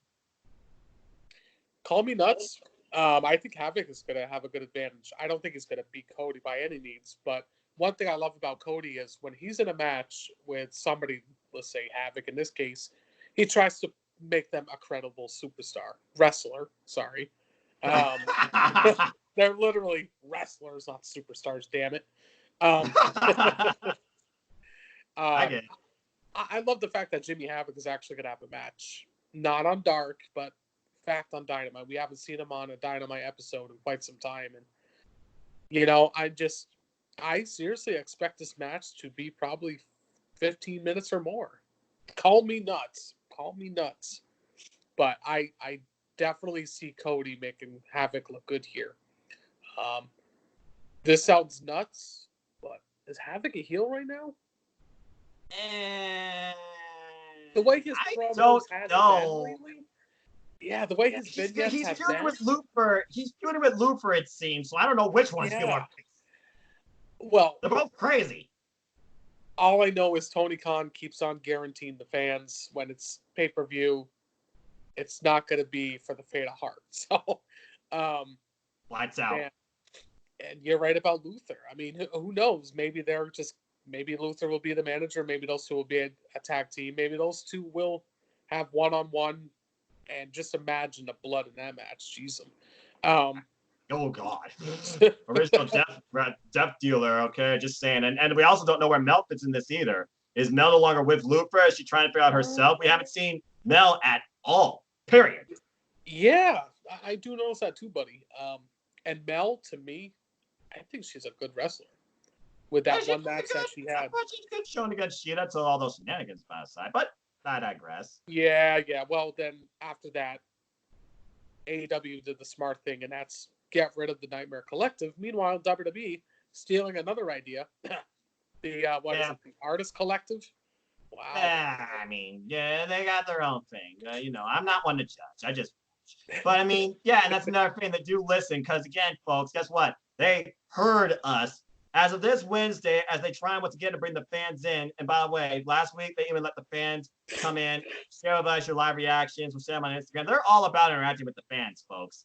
Apparently, if you want to, during Jericho's thing, be a Sammy Guevara, sing Chris Jericho's theme, Judas in My Mind, and you might actually make it on their media platforms. Pass. I did that off camera in Cleveland. I don't need to do that on any social media platform this week. Okay, I'm not even betting on myself to do that, dude. Forget that. All right. So with that being said, what are your thoughts now on Luchasaurus finally having a singles match? I've been saying it all along. I've been waiting for him to go up against the Butcher, but the fact that he pinned the Butcher in that tag match, I'm kind of glad they didn't go with that. It's a little different, but it still is in that bubble of this whole Jurassic Express versus MJF, and now it's heavy. And there's no doubt in my mind, MJF's going to be a loudmouth freaking lumberjack. So what is your thoughts right now on this heavy-duty showcase, Wardlow's second ever match in AEW against Luchasaurus? I will say this, Noah. This is one match that I'm excited for. We actually have Luchasaurus and a showcase match. To me, this is going to be a showcase match for him. Oh, wow. And I'm sure Mr. Aaron Rift will be excited for this match as well, because he would like to see that singles push for Luchasaurus, because he's totally behind him. So, which, by the way, want to say something. Aaron and Caitlin, hopefully you guys are staying safe over there in Michigan. So anyway, yeah, just, Sean pointed out this really, really well. Because as you know, with the Predictions League, you have to point out the facts and your opinions, why you're making your prediction. He made a good point. Wardlow is in his first ever match. He was in the first ever AEW Steel Cage match, and now he's in the first ever AEW Lumberjack match. Yeah. So, very great. And, man, just these two, you get literally a kick-ass dinosaur, which I love it, man. I love it. And you got the bull, which is Wardlow, sorry. People screw up his name all the time. You're not the first. So this is going to be a match of mass destruction. I mean, I'm not saying chair shots or stuff like that, but very exciting match for this. And also, really quick, the reason why I like the fact this is a lumberjack match, again, we actually see the wrestlers be a part of the show, which is beautiful, man. Again, they're using their talent the right way. They're giving them TV time. Yeah. Good example. Yeah, hey, Cedric Alexander was on Raw last night. All right. Meanwhile, okay, that's the first time he's been on TV in a while. Let me just say this. Vince is a freaking idiot. Paul Heyman believes in Cedric Alexander and Ricochet. At least Paul Heyman has some sense on what a good wrestler, worker, showcase person is. Now continue. So, but yeah, I'm very excited for this match. This is actually one of my favorite matches of the night, and I know it's not going to be a letdown for me, which, okay. Anything with Luchasaurus is okay with me. And I'm hoping we see somebody out there tomorrow. I don't know how he's doing, but that would be none other than Marco Stunt. The baby raptor is what I'm going to call him. And again, folks, we don't know if all these matches are still going to take place. As you know, Gary, it seems like day by day now, everything's changed in the world. Anything can change. At this point, they might move one of these matches. They might move them all. We might get some different Dynamite altogether. We're just going to have to wait and see. We're just predicting based on what they said so far, folks, and our excitement. Because no matter what, if these matches don't take place tomorrow, they will down the line. With that being said, though, there's one more match we definitely should talk about. Kenny Omega, the Best Bout Machine. We've been waiting for a while for him to finally have a singles match again, ever since that classic against Pac Iron Man. Good Lord, what a match. Hand finally healed, and he's finally defending that Triple A championship against Sammy Guevara. Very brash, very young up-and-comer. I literally can see him, Chris Jericho 2.0 in him, and it's obvious when Chris and him are together, it's nothing but instant chemistry and magic. There's a reason why Chris Jericho has been part of his inner circle. In fact, I think he was the first guy to actually be part of it. So with that being said, Kenny Omega has not defended this title, I think, on AEWDynamite at all. This is the first time ever. And of course, he won it in Triple A against, I believe, Rey Fenix. So it surprises me that they don't have Rey Fenix going after him. But with this whole idea of this street fight and few of the best friends, I can see why. This is going to be a unique one-time, first-time ever showcase. But with everything the Inner Circle has going for them, all the advantages with blood and guts, etc., are they about to have more gold? Is Sammy about to get his first piece of gold? Now, clearly, again, we're not predicting. We're just giving our insight. So, Gary, what is your thoughts on this championship match? Makes you wonder, are they going to, have AAA behind them? Very interesting that the match is going to be defended for the AAA title. But I will say this. I like the fact it's Sammy Guevara versus Kenny. I will say that. And there could be an upset of upsets here. Sammy is highly the real possible. deal. Yeah, exactly, man. And again, the unpredictability with AEW, you never know. Not to mention, keep this in mind while you're talking. There's a certain person still trying to go after Sammy, as there was a video package again for him with a body bag. Well, Sean's little fantasy league begins this week, so I need Darby to be there. So that's who I picked for my fantasy.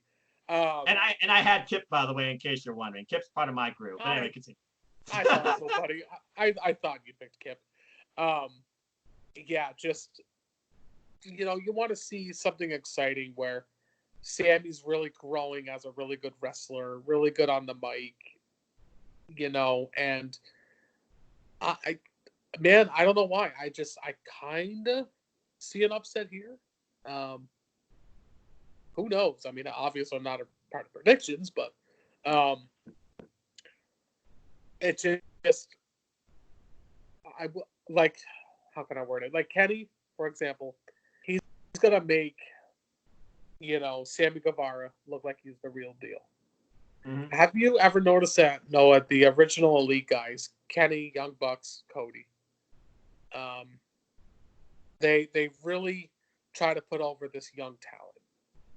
Oh, yeah, absolutely. Look at what Cody's done with MJF. Look at what the Young Bucks did with teams like Private Party. And look at what Kenny Omega has done with the likes of Joey Janela, Darby Allin, and Jon Moxley. And now we got Sammy Guevara, who is really very impressive in the ring. He's been in the ring with Cody. He's been in the ring with Jon Moxley. Now he's going one-on-one with Kenny Omega for a title. And let's not forget the Inner Circle never travels alone. So there could be a lot of intertwining storylines here, because I'm pretty sure he's going to have at least Big Hurt with him, if nobody else. Yeah, I certainly agree. And maybe now that you point out with the Inner Circle not being alone, now that makes me believe there won't be a title change. But then again, Kenny Omega, he is one half of the tag team champions. His partner, Hangman Adam Page, they seem to still be on the same page. He doesn't seem to be too far away. But we also know Kenny Omega, friends with the Elite. Matt Jackson, I'm sure, could be there too. There's a lot of stuff that could happen, and we have no idea what the match setup could be, and that could be the difference maker. Right on. Spot on. I just, all I know is all these matches, they sound really exciting to me. Do you know if the Best Friends and Lucha Bros is going to go on tomorrow? Like I said, I have no idea. I'm literally on AEW's website, and I click details for the show tomorrow. And so far, we have Cody versus Jimmy Havoc, Kenny Omega versus Sammy Guevara, Wednesday, March 25th, singles for Triple Omega Champion Championship, or Homblion Championship. Apologies if I screwed that up, folks. And then we have one more thing that's not match. So again, those other two matches, they might have been rescheduled. They might not happen. They might happen. Because as you know, AEWDynamite, they always give us more than we actually know, especially when it comes to the women's division. And there's no doubt there will be a women's contest tomorrow, too. But there is one more thing that they do have listed here that goes all the way back to literally one of my favorite Talk is Jericho episodes, as Chris Jericho and Matt Hardy will meet face to face. What is going to happen here? Oh, man. The Broken One and La Champion face to face. And we're not the Hardy Compound, as far as I know. That is, man, the fact that Matt said it best on Twitter, the fact that he gets to do his own creative with his character, oh my gosh, I just could imagine how well this is going to execute. And so this is obviously going to lead to Jericho and Hardy at a future pay-per-view. Maybe at the Hardy Compound. I'm hoping they would do that live. That would be cool.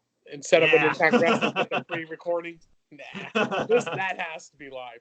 Well, I mean, to be fair though, Impact Wrestling, whenever they did a Hardy Compound thing, it was the best thing on the show, live or not. Yeah, absolutely. Yeah, I'm definitely stoked for that for sure. I'm curious to hear what Matt really has to say because again, they have non-script. Like they don't even have a script, and now that Matt's got to be himself, good for him. Jericho is going to be right on the mic, which, by the way, I better take his advice. Wash my hands and shut my ass. I really want to get that T-shirt. Jericho. So, The yeah, goat. this Dynamite's going to be. You know, I will ask you this, Noah. Here's a question for All right. you. Obviously, with empty arenas, let's say this goes on for 2-3 months, whatever. Do you see them being so consistent with the storytelling and just being a good show overall? Or do you think they will slowly just be exhausted and just not falling apart, but just, yeah. It's one of those things with how far you can see them pushing this out with a number of factors that can hinder them, including location restriction, people counts, and access to wrestlers. Because as you know, some of their roster is stuck in a different country. They can't come here. So it really comes down to it. Some of these lockdown controls, they lighten up because if they don't, I could definitely see them slowing down a little bit, but not significantly. Because here's the thing, AEW, they keep reinventing themselves, and Tony Khan again has like 25 years of stories he's written. There's no way between him, Jericho, and the Elite, they can't come up with something to provide us something to enjoy, whether it's constant, nonstop action, Dynamite every week, or some action with maybe some subtle storytelling. But I think AEW Dynamite right now is still in the best spot. And also the fact they still are trying to give independent wrestlers a chance too.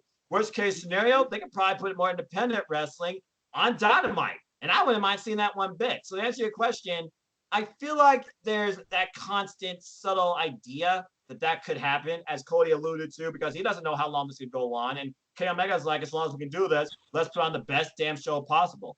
I'm sure they're going to try and do the same thing tomorrow night. But again, it all comes down to how many resources you have access to. Because if this lockdown gets any tighter, I honestly don't know. Fair answer. Really good answer. And, and Noah, really quick too. I just thought of this as well since we're talking about the independents having their chances to rise.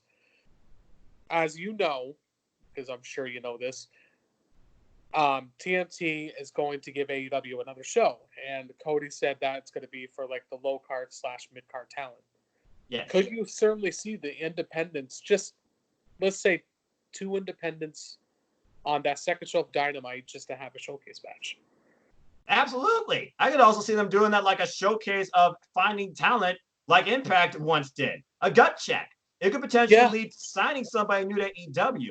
It could be like a secondary type thing like Circle Square does in NWA, trying to find some new talent there. Not only do I see this second show being another opportunity to groom the next stars, but you can introduce us to brand new ones too, and possibly create one.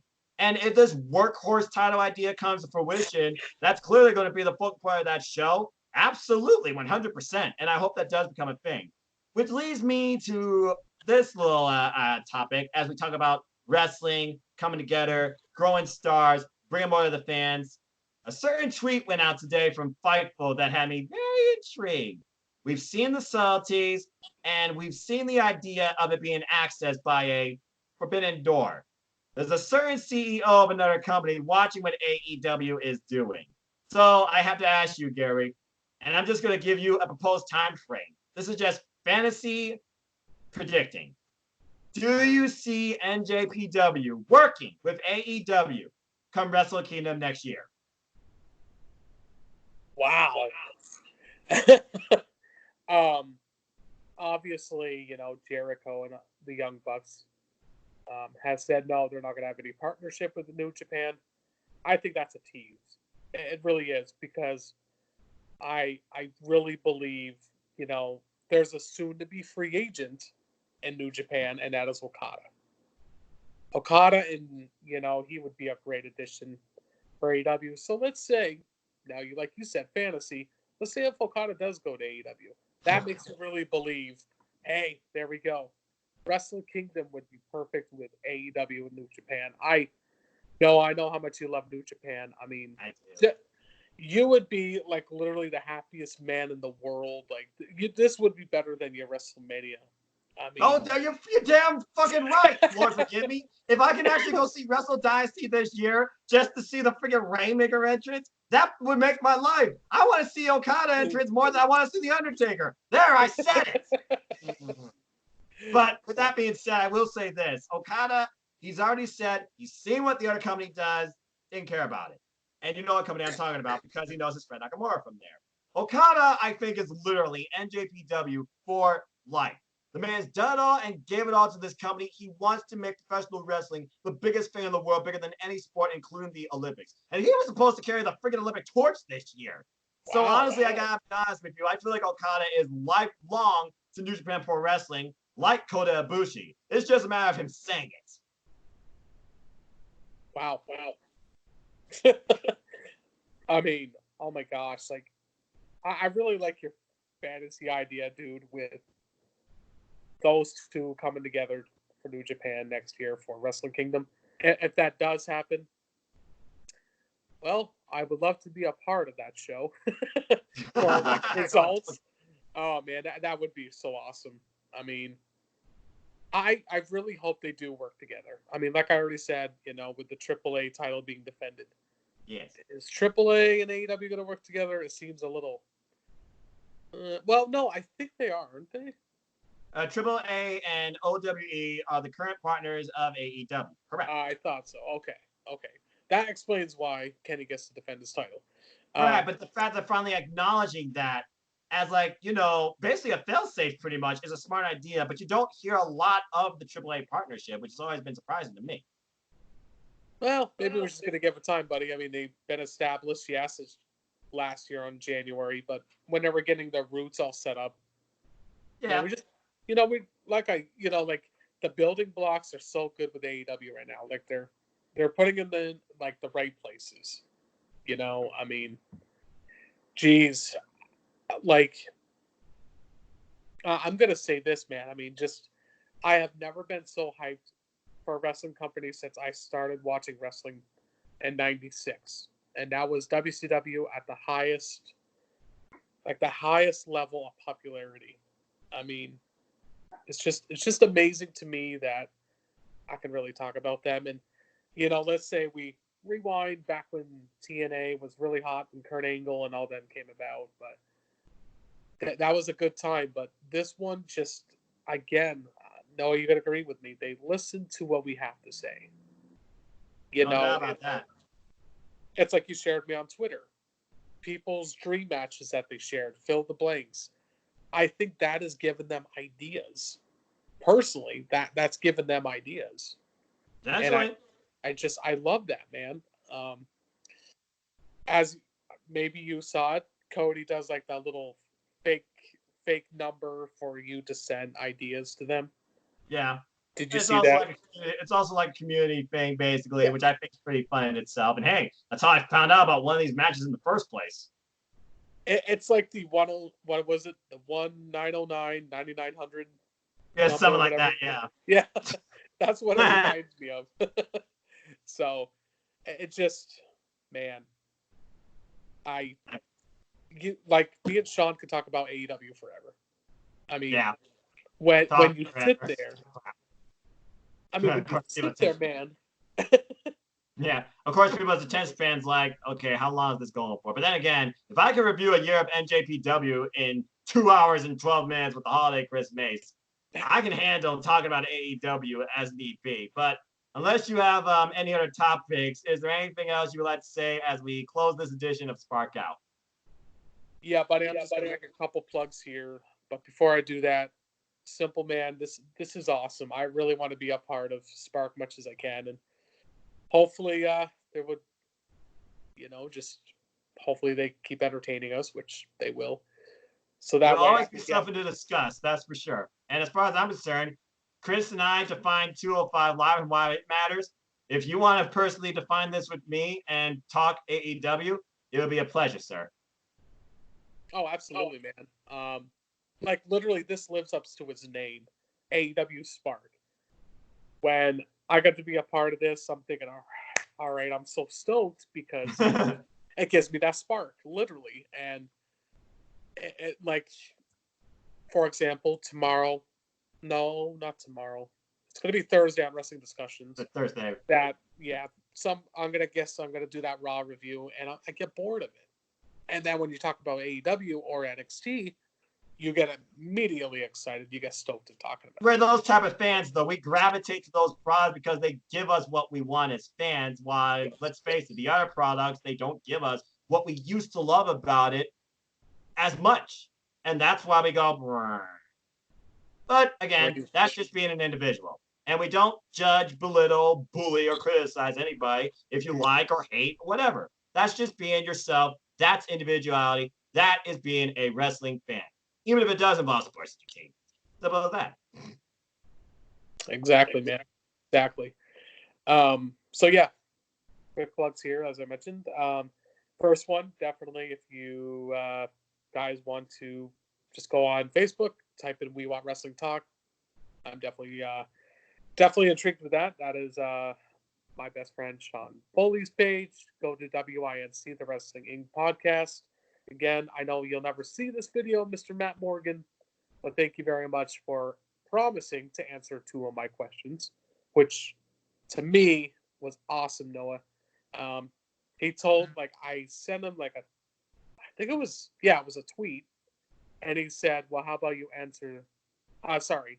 He said, how about you send a chat and I promise I will answer it. When they were doing their live podcast, and he answered it like he promised, and it was cool, basically. But anyway, Cool. I mean, it's Matt Morgan. I mean, yeah, the blueprint. Yeah, awesome stuff. So definitely support them. Team NoDQ, of course. Again, you guys can follow me on Facebook, Wrestling Discussions. You can definitely message me on our personal inbox, or you can certainly email me at a very unusual email, achu610, yahoo.com. Men in Tights, good movie, just saying. That's how I got that email. Or you guys can certainly, message me any wrestling questions on my other personal email, which is my Gmail, which is bullseye_3003 @gmail. Last but not least, again, Noah, truly an honor, man. This is a lot of fun, dude. I love your energy when we talk about this. Again, I could talk about this until 2 a.m, but we don't want to do that. So, and maybe we'll challenge ourselves to do that, or maybe I'll challenge myself to do something like that for a wrestling company like NJPW or AEW one of these quarantine days, which goes as long as we think. But with that being said, Gary, as always, thank you for being part of AEWSPARK. It was a pleasure discussing all things All Elite Wrestling and beyond with you, and just fantasizing what the future could hold with this company and more. And ladies and gentlemen, if you want to know more about me and want to know how to be part of the fun, know this. I'm just simple, man. And if you haven't figured it out by now, I am a lifelong fan of wrestling in all of its forms. So if you want to follow me and talk anything wrestling, the 5 brands of WWE or NJPW, NWA, Ring of Honor, Impact, Stardom, AEW, and more. The list goes on and on. I watch wrestling every day, and I try to always branch out to something different. I was usually watching RevPro, but I digress. Look me up on Twitter, NoDQ.com/NoInvitation, my Twitter page. Also, if you haven't already, please go watch Michael Satomura versus Kaylee Ray from Pro Wrestling Eve. Damn, that was a good match. Anyway, follow me on Twitter, NoDQ.com/Noah, or at mfox1916, or follow me on Instagram, at mfox1916. Give me a nice hello, a morning vibe, something to cheer you up and get you going, a song, a moment in wrestling. It won't be me singing Judas, that's for damn sure. On Instagram at mfox1916. Or follow the Civil YouTube channel, youtube.com/user. Yep. We're not playing it. We're not playing it, folks. It's okay. Hey, congrats on that song making the Billboard Top 100, Top 10. Deserves it. I might go check him out in Cleveland. I digress. Going off in the weeds. Also, follow the YouTube channel, youtube.com/user/Noah4/210. There's wrestling content here, nothing but wrestling. I'll try and do something, 2 things if possible, every week. At the heart of it, my series, #2ItForThatMatters, where me and the holiday Chris Mace with a simple holiday. We talk all things cruiserweight wrestling and the Purple Brand. Stay tuned for a double feature this weekend.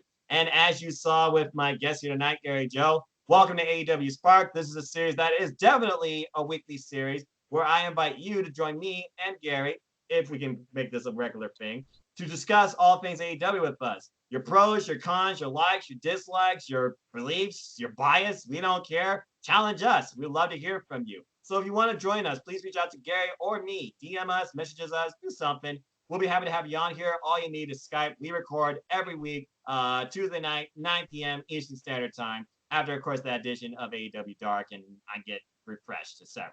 Also, if you haven't figured out by now, the reason I'm even in YouTube and a creator for that sample, which is a lot of fun, support NoDQ. The reason I got into YouTube, forever indebted to the NoDQ family. So buy a shirt. I have a shirt. Buy a tapestry, buy a mug, buy a sticker. Just do it. Support my friends. NoDQ.com/merch to the store. Follow NoDQ on all social media platforms. Your opinions matter. There's a comment to summary from the official website. Polls, columns, memes, gifts, reviews, recaps, sexy female pics. You name it, it's there. Primarily wrestling from WWE with a little bit of independent wrestling and, of course, some AEW. Stay tuned as NoDQ will keep you informed on all changes that might occur in WWE and AEW, whether it's pay-per-view, weekly content, you name it.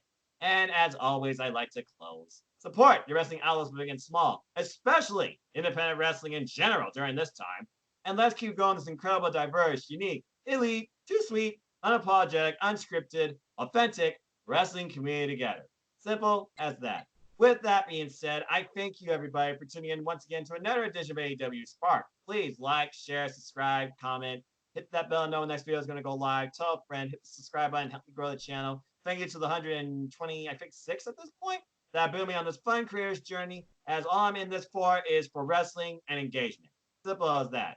So until next time, I am the undisputed simple man of NoDQ, and my name is Noah Foster. He is the bearded genius and leader of pro wrestling discussions. Link in the description down below for the Facebook page, Gary Joe. We are just wrestling fans, and we are definitely in all elite wrestling. So until next time, go have some fun. Spark your night. Enjoy Dynamite. And have a good night. And like I said, folks, it went a little long, but that's what happens when you talk about wrestling. Simple as that.